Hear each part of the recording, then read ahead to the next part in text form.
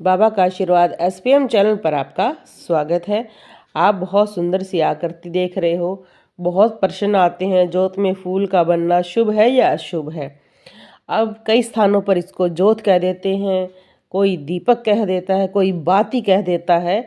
ये अलग अलग क्षेत्रों में इसको इस नाम से पुकारा जाता है। सभी का एक प्रमुख माध्यम या कारण है कि हमारे हिंदू धर्म में अग्नि को सबसे प्रमुख माना जाता है। अग्निदेव के प्रमुख कार्य भी होते हैं। अग्निदेव यज्ञ के मुख्य अंग हैं।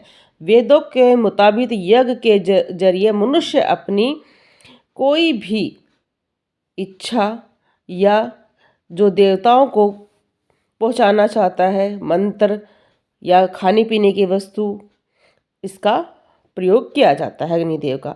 अग्निदेव सभी देवताओं के लिए यज्ञ वस्तु ग्रहण करने का मुख्य माने जाते हैं। अग्निदेव बंधन, पवित्रता, अनुबंधों का माध्यम है, प्रतिनिधि करते हैं। विवाह, गृह प्रवेश, हर कार्य के लिए अग्नि की पूजा श्रेष्ठ मानी जाती है, क्योंकि इसके द्वारा आप सभी देवी देवताओं को उनका आहार पहुंचा सकते हैं। अग्निदेव समस्त ऊर्जा ऊष्मा का प्रतिनिधि करते हैं। देवता और मनुष्य दोनों एक दूसरे से जुड़े रहते हैं। आपने देखा होगा कि हमारा भी दो तरह का भोजन होता है, एक पका हुआ, एक कच्चा।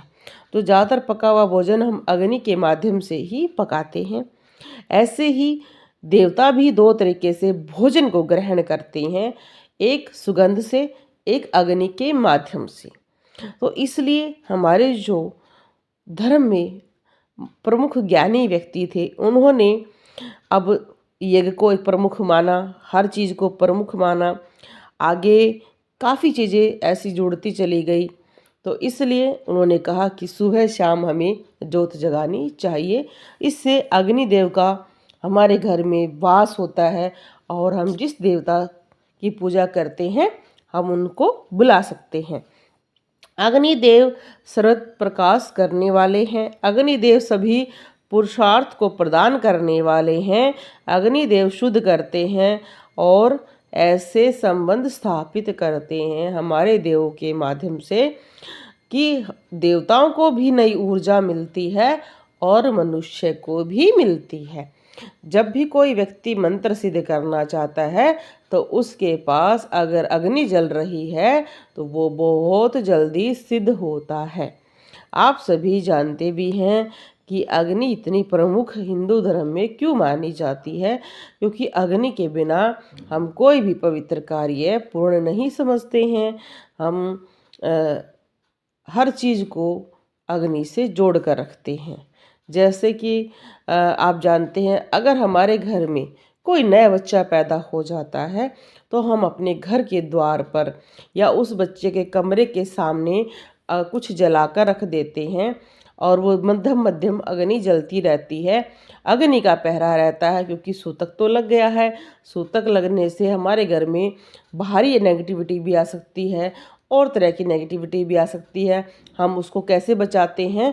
हम अग्नि जलाकर, अग्नि के पहरे से। अग्नि से सब डरते हैं, भूत पिशाच सब डरते हैं। अग्नि से मनुष्य भी डरता है, क्योंकि ये मनुष्य को भी जला सकती है।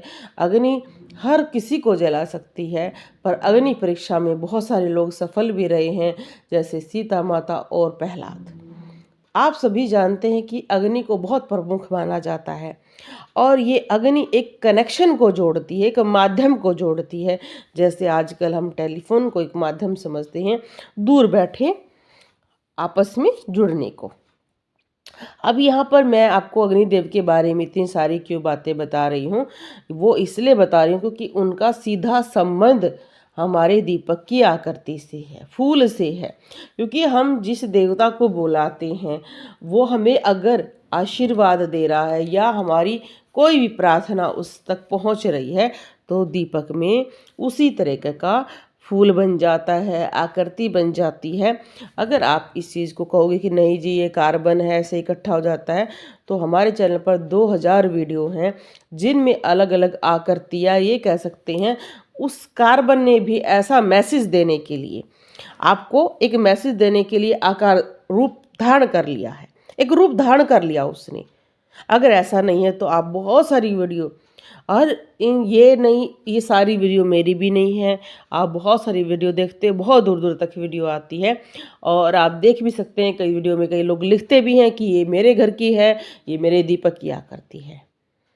तो आप इस बात को समझें, बहुत सारी चीज़ें होती हैं जो आपस में संदेश को जोड़ती हैं, कनेक्शन को जोड़ती हैं। तो अगर आपके दीपक में फूल बना है तो अच्छा है। कुछ चीज़ें अग्निदेव अगर आपके साथ बुरा होने वाला है तो बुरा फूल भी बनाते हैं या बुरी भयानक आकृति भी बनाते हैं।